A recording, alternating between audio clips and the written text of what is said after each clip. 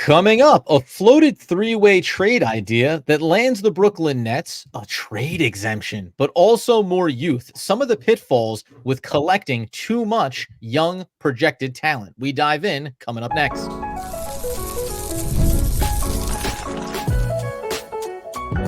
You are Locked On Nets, your daily Brooklyn Nets podcast. Part of the Locked On Podcast Network, your team every day.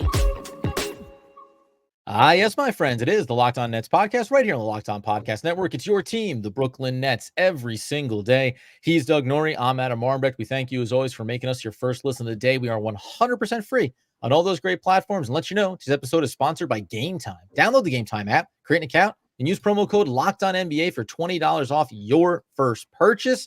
And Doug, from the perils of 1999, headphones in tow, we're going to break down a trade scenario, three-team style, that makes Eastern Conference teams better and helps the Nets move on from their veteran talent in Dorian Finney-Smith.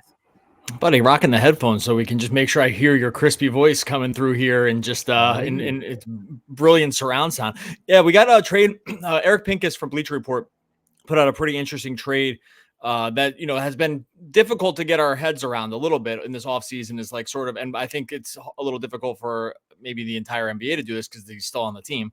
But Dorian Finney-Smith and going out the door, thinking about what he could bring back in a trade, what other teams need, where other teams sort of stand in their own timelines right now. And Eric put out, I think, a pretty interesting one that I'm interested to get some fan feedback on as well. We can run through it here. And it's the Magic going to get Dorian Finney-Smith. So there you go. Sean Marks is finally able to make a deal. Magic are also going to get Isaiah Jackson from the Pacers, and they're going to get a trade exception.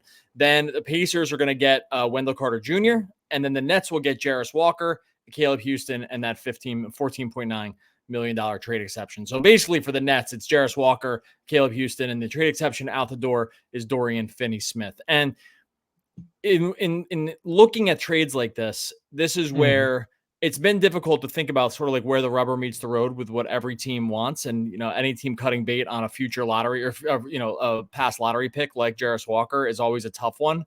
That's why I'm always glad when someone else throws these out and we can evaluate it and not just us. Because I can be into it, not into it, like it, hate it, but like, it's not on me that I presented it.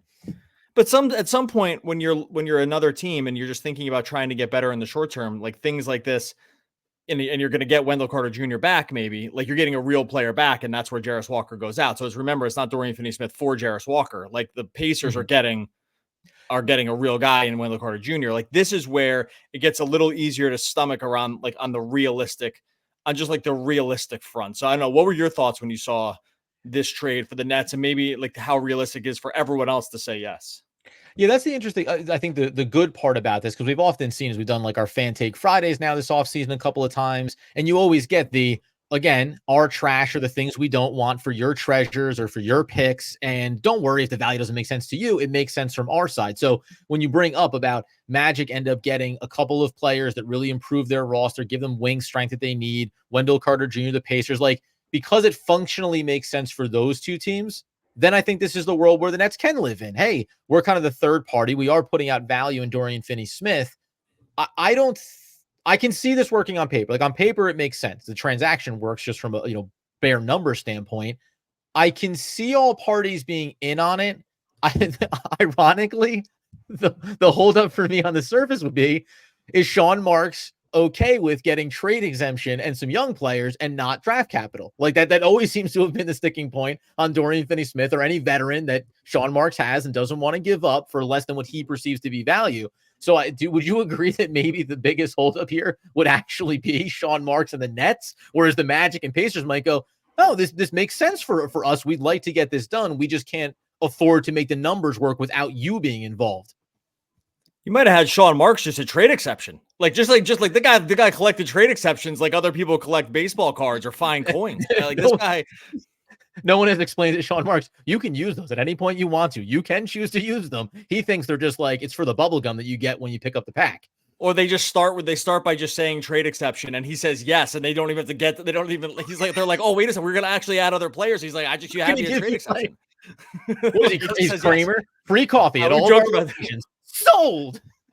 We joked about this for years because there was a time when the Nets had collected, I mean, they still have them on the books. They just collected all these trade exceptions for all these different trades and never used them, right? Because they're just money saving mechanisms. You don't have to use them, and they just eventually expire, and that's just kind of the way it gets done. And they're never going to use them now. I mean, well, I guess they could to some degree if they're trying to take money into cap space in future years, but for the most part, trade exceptions were just a way to sort of promote that, like, this future kind of thing that they could use, and then they would just never ever use it and it would expire, and that would be the end of that. So it's really been more tongue in cheek to talk about the trade exceptions more than anything else. But where this does, the reason the Nets fans specifically, and I think the Nets would get on board with this, is you're bringing back like when you bring back like a previous first round pick in Walker, who really didn't get a ton of run time with the Pacers and might kind of be outside looking in with their current way they're, the way they're sort of constructed, Obi Top and stuff like that, where it might be hard for him to find playing time in the future, that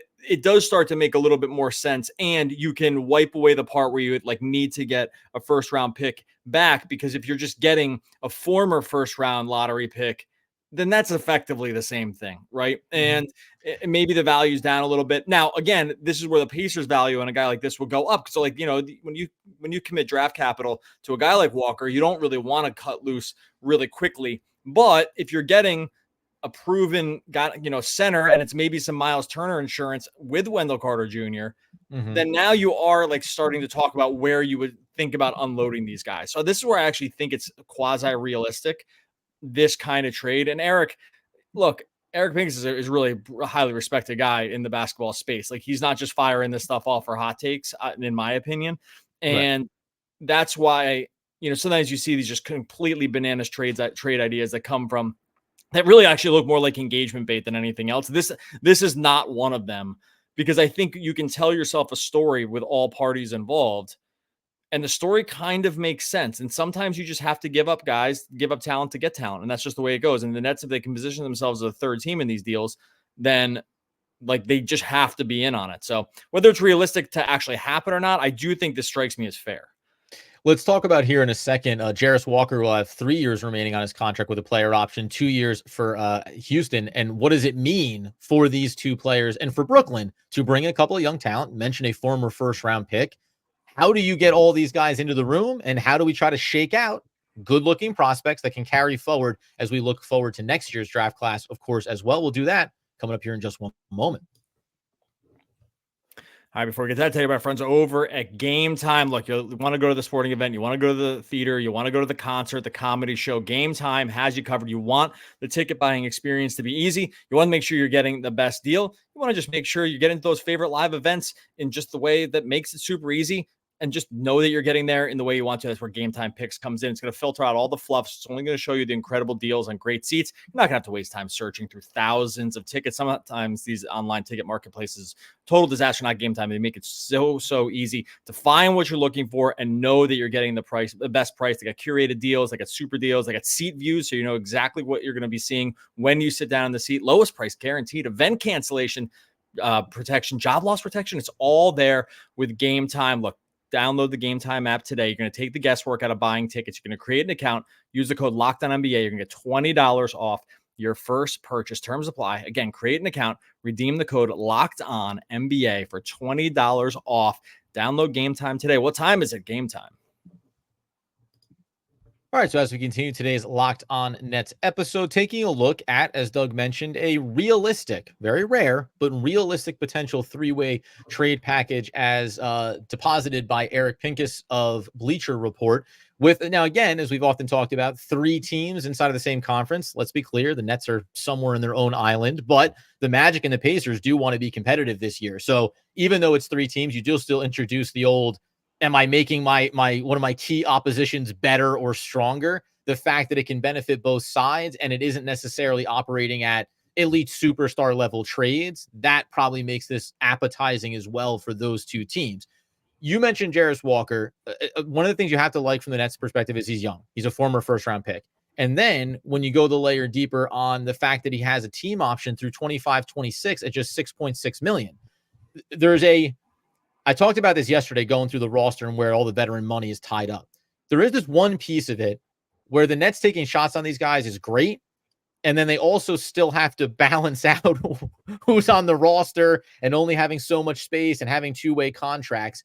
What would your projection be for Jarace Walker if the deal like this goes down? He walks in the door. He's a Brooklyn Net this season. Where does he fit in that pecking order of this roster as currently constructed?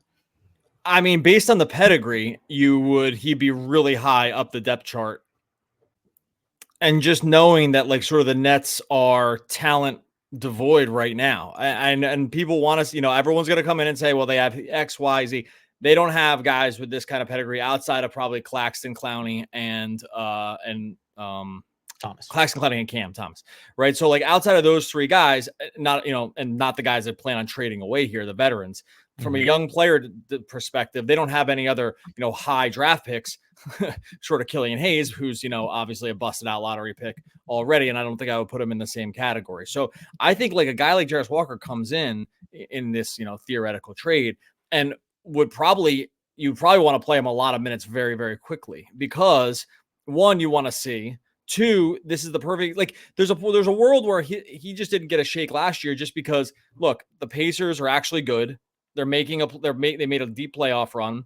They are a team that has just sort of they're operating in a different way than sometimes other lottery teams are, where they're actually like playing real basketball and real meaningful high leverage games. And sometimes young players just aren't ready to work into that mix. And if he's already getting blocked because there's other sort of like, the Nesmiths and the Obi Toppins of the world that are sort of blocking his ability to play anyway, then there's a world where you want to just have him play a ton here. And it really, really makes a lot of sense. So guys like this, I wouldn't even call him post hype because we're probably not that far down the road yet on him. Mm-hmm. But guys like this, like would just work. These are the exact kind. We already put out Jarace Walker at a fake trade before with Daron Sharp, but maybe that was like, undershooting the Walker piece. But this is a guy we'd already sort of targeted as maybe blocked in his current situation on coming to a team that has kind of infinity minutes to give guys once some of these other veterans are out the door. And this is exactly what the Nets need to be trying to do over probably the next 2 years. Yeah, and the other part you mentioned just about, because we did our minutes breakdowns, and it's if Dorian Finney-Smith is here, then he has to occupy a certain amount, and you went a little bit higher than me, but we're within 2 or 3 minutes of one another. But it is opening up the occupiable space, specifically with Jarace Walker. And the one thing I would say I like about it too, if you're talking about a season when, again, you're just looking to find guys and see if they could fit or be a part of the puzzle, I like bringing in a guy that's 6'8", 230 pounds. Like the Nets have always been, and guess what? Noah Clowney is not what you would call a heavy hitter or a physical presence. Likewise for Nicholas Claxton. So it wouldn't be hard to squint and see versions of, you want to test Noah Clowney out playing at the 5 for runs in the game? Great. Bring in Jarace Walker alongside of him at the 4, so you feel like you still have a physicality presence, or vice versa, having Nicholas Claxton there. The pairings that you could work off of would certainly be enticing. And the albeit small sample size that you got from him, 33 games, only averaged 10 minutes, closer to 2 than 1 3-point attempts per game, knocked it down at a 40% clip. There's something there. And by the way, never really got to the line at all, but did it well when he was there. Like all the little pieces of Jarace Walker speak to the kind of guy that makes sense to take a flyer on. I would look at him. We go back to last season. I'm trying to think of all the guys they brought in, and Trendon Watford ended up coming out of the mix. Jarace Walker would easily be the most exciting player that the Nets could take a flyer on in that same type of vein over these last 2 or 3 seasons. The good news around the Nets over the next couple of years, too, is that one, I mean, the winning's not going to matter. So you have a long leash on talent and being able to figure out. Now, you hope you can keep it within a structure, because ultimately you need to find out if guys can play within a structure, like, and not just like get by on athleticism or whatever.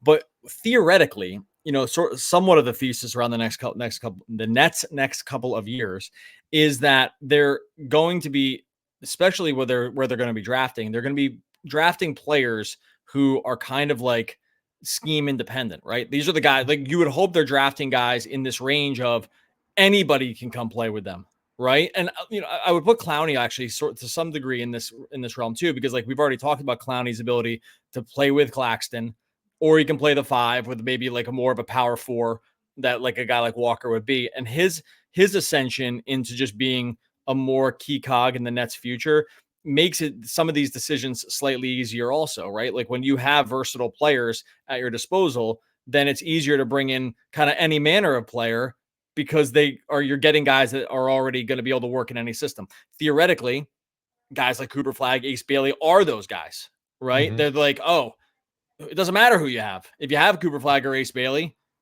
literally name anybody else. You should be able to play with them, right? That is the hope here. This is where Nets fans have not maybe fully realized some of this stuff yet, is that when you draft at the top, especially in these next two generational-ish drafts that are going to be, these are the kind of guys that play with anybody.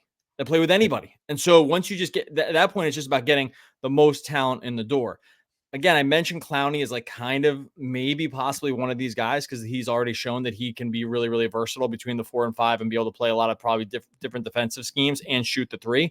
Great news. Now you can take flyers on the types of guys that you might not be able to if you're more set and locked into a certain kind of archetype around your team. Does that make sense? Like I'm less worried about fit going forward because they're just going to be drafting a totally different type of guy going forward. No, yes, 100%. But then when you mention about being able to fit around a Cooper Flagg or the next 2 draft classes and looking even another year out, the last couple of things on Jarace Walker in terms of portability, the ability for his game to translate to play with any 4 randomly selected players based on true shooting percentage, standard shooting ability, and then also versatility. He ranks in the 96th percentile in the NBA in that category. When you talk about what value does he bring to the team defensively, if you're thinking about bringing in offensive weapons and surrounding them with talent, a couple of the key stats there are he was in the 99th percentile in rim frequency, the ability to challenge shots going at the rim. Why? Because he's a guy that's 6'8", but has a 7'2.5" wingspan, which also gives him versatility defensively when you want to move him into different matchups and roles. So to your point, all I want is to bring in more and more bodies that you could look at and say, no matter who we draft, this guy can be a contributor. This guy can play around him. And I think Jarace Walker obviously represents that in the trade scenario like this for the Brooklyn Nets. But coming up here in a second, what about the other guy? What about Caleb Houston? Do we think that he offers the same type of value, or is this a drop in a hat for a player that has put together 110 career NBA games over the last 2 seasons? We'll dive into that coming up next. All right, before we get to that, tell you what our friends over at FanDuel. Look, NFL fans, start the season with a big return on FanDuel. It's America's #1 sportsbook. Maybe you're getting a hunch in the middle of the game. You can check out the latest stats. You view some live play-by-play and so much more on the same page. Where you're placing your bets, you want to have all the info before you go in. FanDuel is going to give it to you, and they can slice and dice this thing every way you can imagine when it comes to the bets. They got the player props. They got just the sides. They can make sure, first half, second half stuff. It's all there. So much more. It'd take all day just going through all the different bets you can put in on FanDuel. You get started with $200 in bonus bets guaranteed when you place your first $5 bet. That's $200 in bonus bets guaranteed. You just got to place that first $5 bet. Just visit over at FanDuel.com, America's #1 sportsbook. And as we close out today's Locked On Nets episode, we remind you make us your first listen, make your second listen, the Locked On NBA podcast. It's all the news and notes from around the league with local and national experts breaking it down. It's, of course, going to be across the Locked On Nets podcast network. I almost got there. Podcast network, and, of course, on YouTube as well. Go check them out, and it's your team, and it's every single day. Okay, Caleb Houston, a little bit of a different story here. Now, 6'7"-ish, maybe a little bit taller, 6'11" wingspan. I mentioned that he has a bigger sample size playing over these last 2 seasons, 51 and 59 games, respectively, each season. Got 13 starts this past year, is averaging 14, 15 minutes a night. There's certainly a larger sample size to know what this player is. The question maybe is what you know of him enough to get you excited on counting him as a value piece in a trade like this if you're Sean Marks and you're thinking about all the moving parts? Not really. I think that this is kind of like more just sort of fodder going out the door from the Magic point of view. I mean, if you live in the DFS streets at all, then Caleb Houston and some of these like spot starts and some of these minutes. There's not a ton going on like statistically. This isn't to say that you can't get there with the different setting and stuff like that. And the Magic are built a little different than some of these other teams where their guys. A lot of the offensive production is concentrated on the wings, and that does make it a little more difficult for some of these other guys to be able to fit in. Even some of the guard play doesn't get all the way there because I'm to some degree talking strictly fantasy-wise, but sometimes it's a good proxy for sort of like understanding what's happening with certain players on the court. Because when you're playing with Paolo, when you're playing with Franz, like these guys, and even to some degree WCJ, like they do occupy a sort of an oversized amount of just the overall production. So sometimes it's a little tough to figure where you are in the weeds. I do think that he's more of a, hey, we have to kind of balance the books here, and that's where the player goes out. But sometimes if you look at just overall peripherals and overall size, that is stuff that you can't really train into somebody. You can't just make a 6'8" person. So he clearly wouldn't be the guy we would get super excited about in the trade. And at the same time, you're going to hear us beat this drum over and over and over again. 21 years old. 2 years. Yeah. I mean, this is going to be this whole story for 2 years. I hate to break it to everyone. This is what it is. When you go into the tank, this is what happens. You are taking a look at every 21 and 22-year-old that couldn't break through on another roster and seeing if there's, one man's trash is another man's treasure. And so I think there's going to be a lot of guys like this that we're going to talk about over the next couple of years. And some guys aren't going to make the team this year that we're like a little excited about. It's going to be to some degree the same thing next year when they have all these draft picks. These are the kind of guys. One of these guys is going to hit. I'm not sure Caleb Houston would be like that kind of guy necessarily, but it's going to be a theme here over the next 720 days around like sort of like who we think about the Nets should try to bring in and take a look at. In case you're wondering, I floated this over to Tony East, host of the Locked On Pacers podcast, does an excellent job covering the team. So you always want to know, this is how you gauge the temperature. Would this be appetizing to you? Simple. Hold on, let me guess. Let me guess. I did not. So you threw the original trade out to Tony. Yeah, I sent just a link to the article, all for him to absorb himself. Did he like that trade? No, he hated it. I'm sure. One word answer. No. Because and this, I was going to say, just to pull it back to the top for a second here, like when you go back to it, is Wendell Carter Jr. a good player? Okay, sure. But he's 25 years old. The value, 2 years left.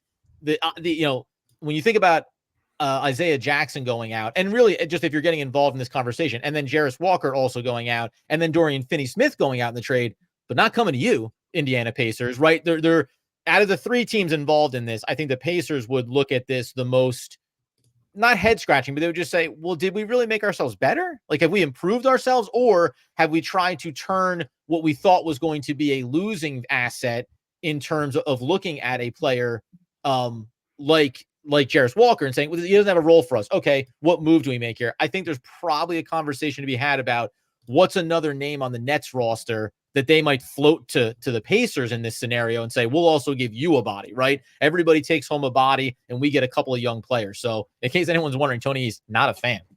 Yeah, that's predictable. Now, I will say, but to Eric Pinks's point, he is sort of hedging against the Miles Turner last year contract, and you can't re-sign him, and you need to bring in somebody. Like, that's part of it here. And that's why we mentioned that at the top. It's not just like, hey, bring in Wendell Carter Jr. And I'm not blaming Tony. I would have said the same thing out of the gate, right? But it's caveated by saying that, like, you might not have this sort of stretch big that is pretty important to have around Tyrese Halliburton. To be able to stretch the floor and around some of these other sort of like defensive first wings that they have. Like, you need a guy that can punish defenses a little bit, especially in pick and roll. And so I think like that's part of it too. Yeah. If you're just keeping and re-signing Miles Turner, then no, you don't do this. I think that's pretty obvious. But if you're going to be short a stretch big and you can see it coming now, then it's just a different scenario. So there are asterisks to this, I think. Let me ask you a question too before we close out, because let's say that's the premise. The Nets are at the table and they like this vibe, but the Pacers are sitting there wondering, the Nets value Jarace Walker enough, saying we wanted to get a good look at this kid and we can give him the minutes to see what he could possibly be. Is there something that you would send the Pacers' way from the Brooklyn Nets roster? You go, hey, if you need a sweetener, what if it looks something like this? Zaire Williams has to be on the roster for X amount of time before he can be traded. I think it may have just passed already. That probably doesn't entice the Indiana Pacers. But you know what I mean? I think you start to get a little bit in the weeds on, do the Nets want a little more value? Do they want a second round pick somewhere? Whatever the case may be. But I wonder if Jarace Walker is intriguing enough for Brooklyn in this scenario where they'd say, what do we have to do maybe to get this done, knowing that we've cleared some cap that we needed to as well in the process? This is just where they're stuck a little bit. They're not trading picks for guys at this point. So that's out. That's out the window. Right. Yeah. They don't have anyone on the roster that's any good outside of like a couple guys that we said already. Most of these guys are just total flyers, and we're hoping someone's going to work out. So this is what I mean. Like, we've been through this. How many times we've been through this in the offseason? This is just where we are. The Nets don't have a pot sweetener. They have two guys that they're sort of over sweetened on already that they can't really trade because they don't have requisite value around the league when it comes to their contracts. And so getting other young talent in the door is just, they can't. The only way they could do it is like through 3-team mechanisms like this. I think they're just not bringing these guys back in. Like Dorian Finney-Smith's just not good enough. And he's a good player, but he's not good enough to unload young first round, lottery pick talent. He's not even good enough. These guys aren't good enough for like future first picks. And to some degree, future firsts are slightly more valuable than the player because like you don't know who the pick is yet. And by the way, just to round this thing out, right? This is Sean Marks' credo about I want the picks back. You can tell me Jarace Walker, you can tell me Caleb Houston, you can tell me all these different players. And yes, when we've seen them, we have some sample size. But the allure of what could be in another prospect with that asset, I think, is always something that functions at a very high level for Sean Marks in these negotiations. That could be why Dorian Finney-Smith remains on this roster to this point. But I wonder how much it'll play into it now. The only thing that's changed here in a big way is the Nets are moving towards that rebuild process, and you can afford to look a little bit differently after you've gotten these hauls of assets through the Kevin Durant trade, through the Mikal Bridges trade. Maybe you get to be a little bit looser if you want to make sure you clear off a veteran for something rather than nothing, or potentially rather than a player picking up his player option an off season from now and having to figure that out going forward as well. I'm calling it right now. The Nets fans are not going to be happy with the return on some of these guys that are traded. I just know it. They're just not going to. That's my prediction. Is that now? That's a loose prediction because unhappiness has a wide range of just like sort of outcomes. But like I just don't think these guys are pulling back like anything like that's going to be what Nets fans are going to think is needle movers in terms of packages back. It's going to be just what it is. But that's my prediction. That's an interesting float. Yeah. Maybe at the end of the week with fan take Friday, guys, we'll get out of here. But do you care as much now about the return for veteran players as you did last season? Because that is going to be interesting when it comes to moving some of these vets and whether or not it's just about getting off the money versus wanting to get some comparable value back relative to what you thought. So all interesting stuff here. And I'm sure hopefully we see more reputable sources put out possible trade scenarios like this, because this was an interesting one to actually walk through as opposed to some of the more harebrained ones we come across in recent months. All right, we're gonna get out of here. Much appreciate everyone rocking through the offseason. Look, we're about a month away here. This is not too. We're honing in on the actual regular season. Maybe preseason. Come on, Brooklyn Nets preseason basketball, Doug. Preseason's gonna matter. Preseason's gonna matter because there's gonna be a lot of different ways that this can shake out. So anyway, make sure you subscribe over on YouTube. Make sure you subscribe to Locked On Nets wherever you listen to podcasts. I would say darts is probably 15% throwing. The rest is the mental strength, being able to hold your nerve. Now that's Rob Cross, and I'm assuming he plays darts. One of the all-time great poets, obviously. We'll be back again tomorrow talking more. We'll be back again tomorrow talking more Brooklyn Nets basketball.